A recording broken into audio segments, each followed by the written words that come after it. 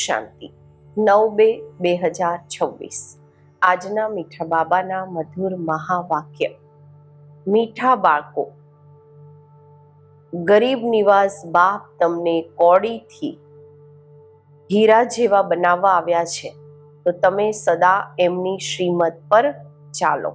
પ્રશ્ન છે, પહેલા તમારે બધાને કયો એક ગુહ્ય રહસ્ય સમજાવવું જોઈએ? ઉત્તર છે બાપ દાદાનું. તમે જાણો છો, અહીંયા અમે બાપ દાદાની પાસે આવ્યા છીએ. આ બંને ભેગા છે. શિવની આત્મા પણ આમાં છે, બ્રહ્માની આત્મા પણ છે. એક આત્મા છે, બીજા પરમાત્મા. તો પહેલા આ ગુહ્ય રહસ્ય બધાને સમજાવો કે આ બાપ દાદા ભેગા છે. આ દાદા ભગવાન નથી, બ્રહ્મા બાબા ભગવાન નથી, મનુષ્ય ભગવાન હોતા નથી. ભગવાન કહેવામાં આવે છે નિરાકારને. આ બાપ છે, તે બાપ છે શાંતિધામમાં રહેવા વાળા. ગીત છે, આખિર વહ દિન આયા આજ. ઓમ શાંતિ. બાપ દાદા દ્વારા અર્થાત શિવ બાબા બ્રહ્મા દાદા દ્વારા સમજાવે છે. આ પાક્કું કરી લો. લૌકિક સંબંધમાં બાપ અલગ, દાદા અલગ હોય છે. બાપથી દાદાનો વારસો મળે છે. કહે છે દાદાનો વારસો લઈએ છીએ. તે છે ગરીબ નિવાસ. ગરીબ નિવાસ એમને કહેવામાં આવે છે જે આવીને ગરીબોને સિરતાજ બનાવે. તો પહેલા પાક્કો નિશ્ચય હોવો જોઈએ કે આ કોણ છે. જોવામાં તો સાકાર મનુષ્ય છે, એમને આ બધા બ્રહ્મા કહે છે. તમે બધા બ્રહ્મા કુમાર કુમારીઓ છો. જાણો છો, અમને વારસો શિવ બાબાથી મળે છે. જે બધાના બાપ આવ્યા છે વારસો આપવા માટે. બાપ વારસો આપે છે સુખનો. પછી અડધો કલ્પ બાદ રાવણ દુઃખનો શ્રાપ આપે છે. ભક્તિ માર્ગમાં ભગવાનને શોધવા માટે ધક્કા ખાય છે. મળતા કોઈને પણ નથી. ભારતવાસી ગાય છે, તો માત પિતા હમ બાલક તેરે, તુમ્હારી કૃપા સે સુખ ઘને રે. પછી કહે છે, તમે જ્યારે આવશો તો અમારા એક જ તમે હશો, બીજું ન કોઈ. બીજા કોઈ સાથે અમે મમત્વ નહીં રાખીશું. અમારા તો એક શિવ બાબા. તમે જાણો છો, આ બાપ છે ગરીબ નિવાસ. ગરીબને સાહુકાર બનાવવા વાળા. કોડીને હીરા તુલ્ય બનાવે છે.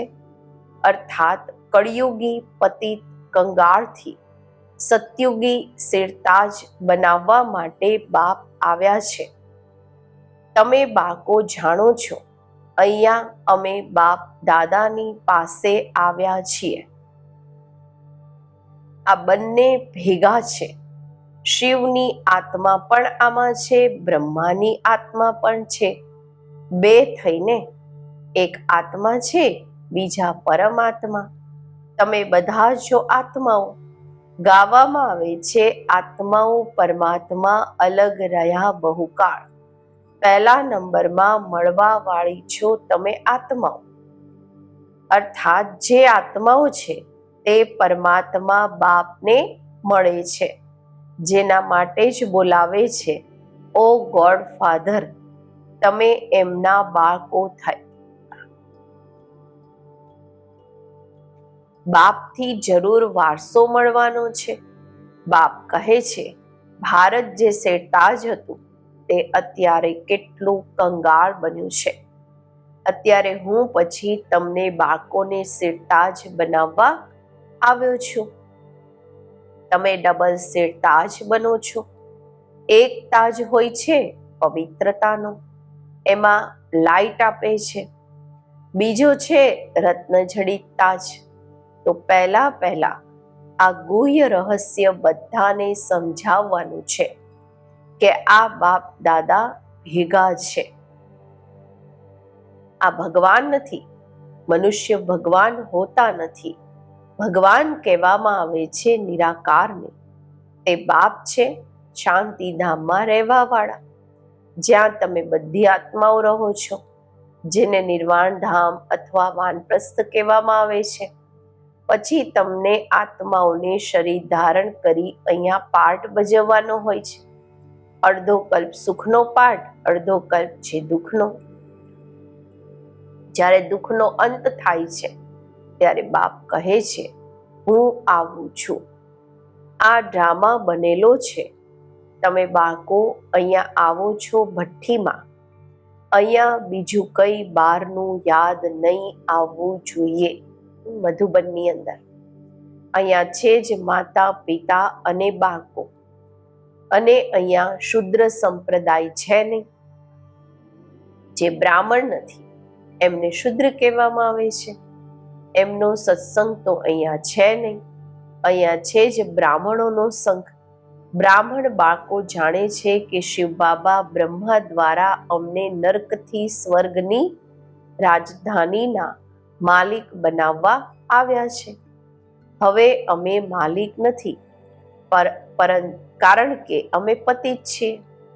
અમે પાવન હતા, પછી 84નું ચક્કર લગાવી સતો રજો તમોમાં આવ્યા છીએ. સીડીમાં 84 જન્મોનો હિસાબ લખેલો છે. બાપ બેસીને બાળકોને સમજાવે છે. જે બાળકોને પહેલા મળે છે, પછી એમને જ પહેલા સતયુગમાં આવવાનું છે. તમે 84 જન્મ લીધા છે. રચતા અને રચનાની આખી નોલેજ એક બાપની પાસે જ છે. તે જ મનુષ્ય સૃષ્ટિના બીજ રૂપ છે. બીજમાં જ નોલેજ હશે કે આ ઝાડની કેવી રીતે ઉત્પત્તિ, પાલના અને વિનાશ થાય છે. આ તો બાપ જ સમજાવે છે. તમે હવે જાણો છો કે અમે ભારતવાસી ગરીબ છીએ. જ્યારે દેવી દેવતા હતા તો કેટલા સાહુકાર હતા. હીરાથી રમતા હતા, હીરાના મહેલોમાં રહેતા હતા. અત્યારે બાપ સ્મૃતિ અપાવે છે કે તમે કેવી રીતે 84 જન્મ લો છો. બોલાવે પણ છે, હે પતિત પાવન ગરીબ નિવાસ બાબા આવો. અમને ગરીબોને સ્વર્ગના માલિક ફરીથી બનાવો. સ્વર્ગમાં સુખ ઘનેરા હતા, અત્યારે દુઃખ ઘનેરા છે. ખૂબ જ દુઃખ છે. બાળકો જાણે છે આ સમયે બધા પૂરા પતિત બની ગયા છે. હવે કળિયુગનો અંત છે, પછી સતયુગ જોઈએ.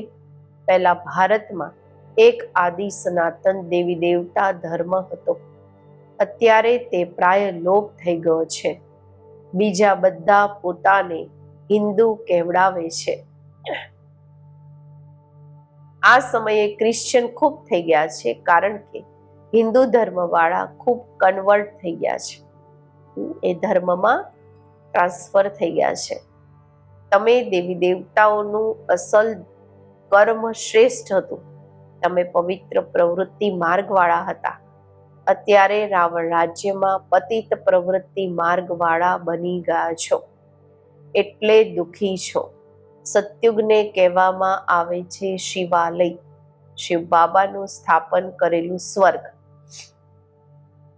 બાપ કહે છે હું આવીને તમને બાળકોને શુદ્રથી બ્રાહ્મણ બનાવી તમને સૂર્યવંશી ચંદ્રવંશી રાજધાનીનો વારસો આપું છું. આ બાપ દાદા છે, એમને ભૂલો નહીં. શિવ બાબા બ્રહ્મા દ્વારા અમને સ્વર્ગના લાયક બનાવી રહ્યા છે, કારણ કે પતિતાત્મા તો મુક્તિધામમાં જઈ ન શકે જ્યાં સુધી પાવન ન બને. અત્યારે બાપ કહે છે હું આવીને તમને પાવન બનવાનો રસ્તો બતાવું છું. હું તમને પદમપતિ સ્વર્ગના માલિક બનાવીને ગયો હતો.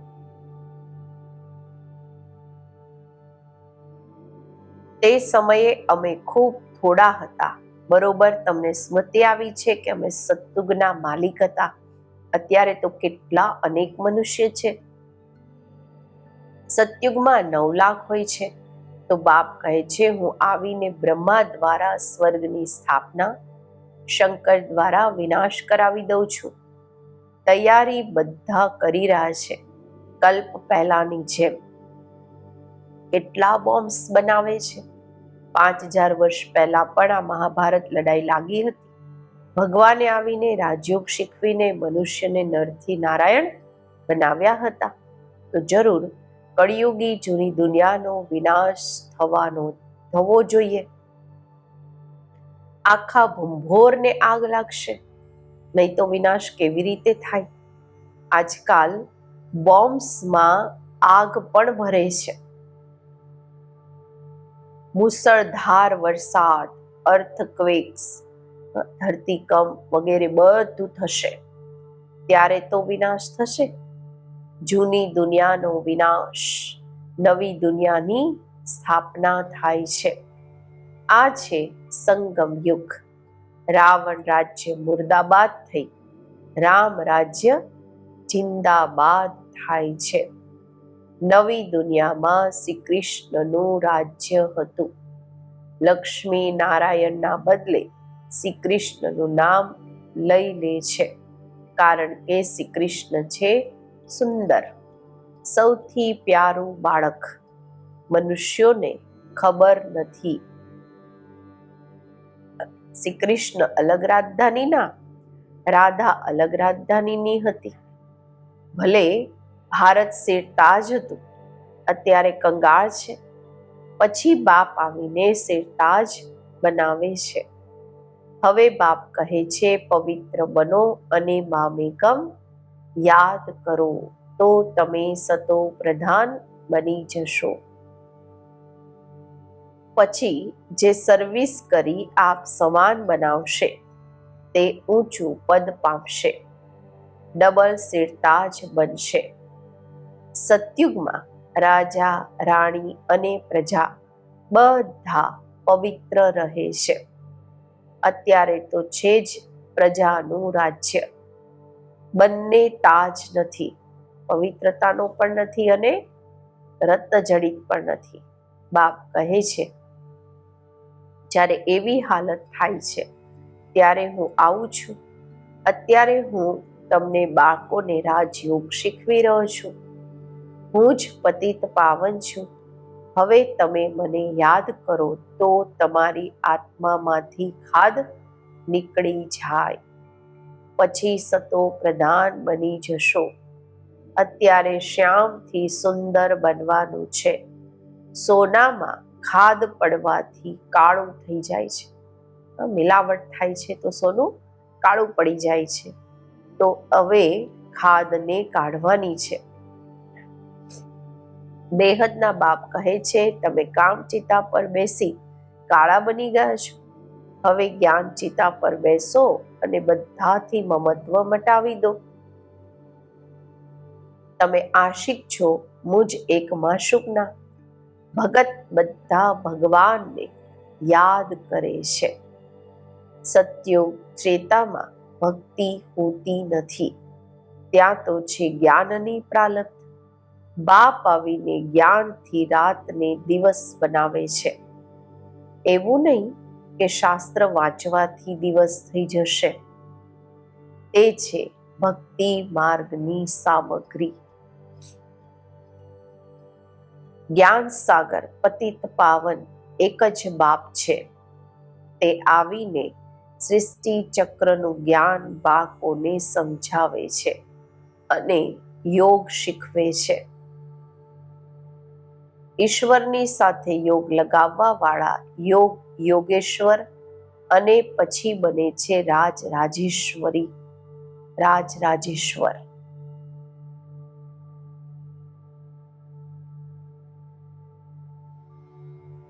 તમે ઈશ્વર દ્વારા રાજાઓના રાજા બનો છો.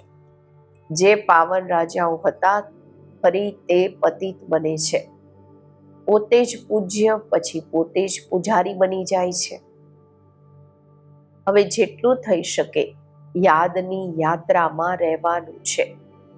જેમ આશિક માશુકને યાદ કરે છે ને, જેમ કન્યાની સગાઈ થવાથી પછી એકબીજાને યાદ કરતા રહે છે, અત્યારે આ જે માશુક છે એમના તો ઘણા આશિક છે. ભક્તિ માર્ગમાં બધા દુઃખમાં બાપને યાદ કરે છે. હે ભગવાન, દુઃખ હરો, સુખ આપો. અહીંયા તો ન શાંતિ છે ન સુખ છે, સતયુગમાં બંને છે. અત્યારે તમે જાણો છો અમે આત્માઓ કેવી રીતે 84નો પાઠ ભજવીએ છીએ. બ્રાહ્મણ, દેવતા, ક્ષત્રિય, વૈશ્ય, શૂદ્ર બનીએ છીએ. 84ની સીડી બુદ્ધિમાં છે ને. હવે જેટલું થઈ શકે બાપને યાદ કરવાના છે તો પાપ કપાઈ જાય. કર્મ કરવા છતાં પણ બુદ્ધિમાં બાપની યાદ રહે. બાબાથી અમે સ્વર્ગનો વારસો લઈ રહ્યા છીએ. બાપ અને વારસાને યાદ કરવાના છે. યાદથી જ પાપ કપાતા જશે. જેટલા યાદ કરશો તો પવિત્રતાની લાઈટ આવતી જશે, ખાદ નીકળતી જશે. બાળકોને જેટલું થઈ શકે ટાઈમ કાઢી યાદનો ઉપાય કરવાનો છે. સવારનો ટાઈમ સારો મળે છે, આ પુરુષાર્થ કરવાનો છે. ભલે ગ્રહસ્થ વ્યવહારમાં રહો, બાળકોની સંભાળ વગેરે કરો, પરંતુ આ અંતિમ જન્મ પવિત્ર બનો.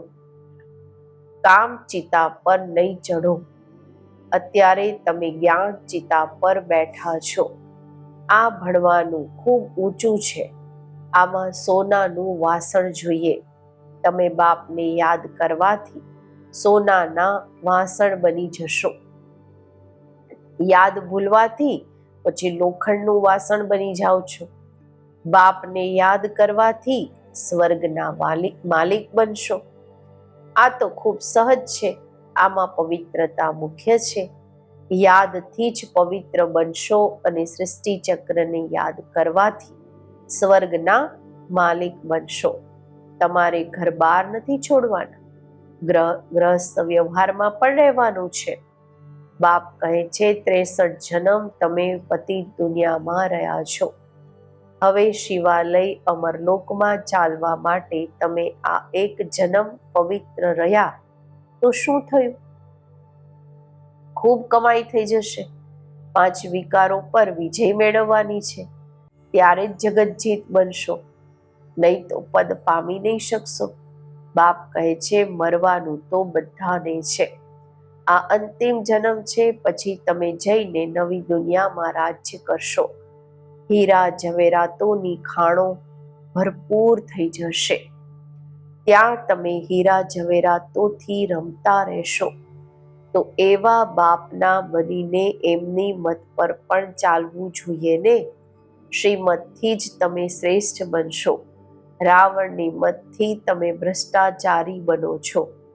હવે બાપની શ્રીમત પર ચાલી તમો પ્રધાનથી સતો પ્રધાન બનવાનું છે. બાપને યાદ કરવાના છે અને બીજી કોઈ તકલીફ બાપ નથી આપતા. ભક્તિ માર્ગમાં તો તમે ખૂબ ધક્કા ખાધા છે. હવે માત્ર બાપને યાદ કરો અને સૃષ્ટિ ચક્રને યાદ કરો. સ્વદર્શન ચક્રધારી બનો તો તમે 21 જન્મોના માટે ચક્રવર્તી રાજા બની જશો. અનેક વાર તમે રાજ્ય લીધું છે અને ગુમાવ્યું છે. અડધો કલ્પ છે સુખ, અડધો કલ્પ છે દુઃખ. બાપ કહે છે હું કલ્પ કલ્પ સંગમ પર આવું છું. તમને સુખધામના માલિક બનાવું છું. અત્યારે તમને સ્મૃતિ આવી છે કે અમે કેવી રીતે ચક્કર લગાવીએ છીએ. આ ચક્ર બુદ્ધિમાં રાખવાનું છે. બાપ છે જ્ઞાનના સાગર. તમે અહીંયા બેહદના બાપની સામે બેઠા છો. ઉચ્ચથી ઉચ્ચ ભગવાન પ્રજાપિતા બ્રહ્મા દ્વારા તમને વારસો આપે છે. તો હવે વિનાશ થતા પહેલા બાપને યાદ કરો. પવિત્ર બનો. અચ્છા, મીઠા મીઠા સિકીલદા બાળકો પ્રત્યે માત પિતા બાપ દાદાના યાદ પ્યાર અને ગુડ મોર્નિંગ. રૂહાની બાપના રૂહાની બાળકોને નમસ્તે. આપણે રૂહાની બાળકોના રૂહાની બાપને નમસ્તે. ધારણા માટે મુખ્ય સાર. પહેલું છે, નિરંતર બાપની યાદમાં રહેવાના માટે બુદ્ધિને સોનાનું બર્તન વાસણ બનાવવાનું છે. કર્મ કરતા પણ બાપની યાદ રહે. બાપથી જ પવિત્રતાની લાઈટ આવશે. બીજું, મુરલી ક્યારેય મિસ નથી કરવાની. મનુષ્યને ડ્રામાના રહસ્યને યથાર્થ રીતે સમજવાનું છે. ભઠ્ઠીમાં કંઈ પણ બહારનું યાદ ન આવે. આજનું વરદાન. આપસમાં એકબીજાની વિશેષતાને જોવા અને વર્ણન કરવા વાળા શ્રેષ્ઠતા સંપન્ન હોલી હંસ ભવ. સંગમ યુગ પર દરેક બાળકોને નોલેજ દ્વારા કોઈ ન કોઈ વિશેષ ગુણ અવશ્ય પ્રાપ્ત છે. એટલે હોલી હંસ બની દરેકની વિશેષતાને જુઓ અને વર્ણન કરો. જે સમયે કોઈની કમજોરી જુઓ કે સાંભળો છો તો સમજવું જોઈએ કે આ કમજોરી એમની નથી, મારી છે. કારણ કે અમે બધા એક જ બાપના, એક જ પરિવારના, એક જ માળાના મણકા છીએ. જેમ પોતાની કમજોરીને પ્રસિદ્ધ નથી કરવા ઈચ્છતા, એમ બીજાની કમજોરીનું પણ વર્ણન નહીં કરો. હોલી હંસ એટલે વિશેષતાઓને ગ્રહણ કરવી અને કમજોરીઓને મટાડવી. સ્લોગન છે, સમયને બચાવવા વાળા તીવ્ર પુરુષાર્થથી જ સદા વિજયી છે. અવ્યક્ત ઈશારા છે, એકતા અને વિશ્વાસની વિશેષતા દ્વારા સફળતા સંપન્ન બનો. જેમ મણકાઓની વિશેષતા હોય છે, એક જેવા મણકા માળાના એક એક દોરીમાં પરોવાઈ જાય છે. એવી રીતે તમે બધા વૈજયંતી માળાના મણકા પણ જ્યારે એક મત, એક નિજ લગ્નમાં, એક રસ સ્થિતિવાળા એક દેખાશો, ત્યારે જ માળામાં પરોવાઈ જશો. જો આપસમાં બે મત થાય છે તો તે બીજી અર્થાત 16,000ની માળાના દાણા બની જાય છે.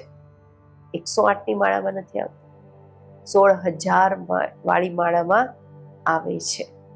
કારણ કે એક મત ન થયા. ઓમ શાંતિ.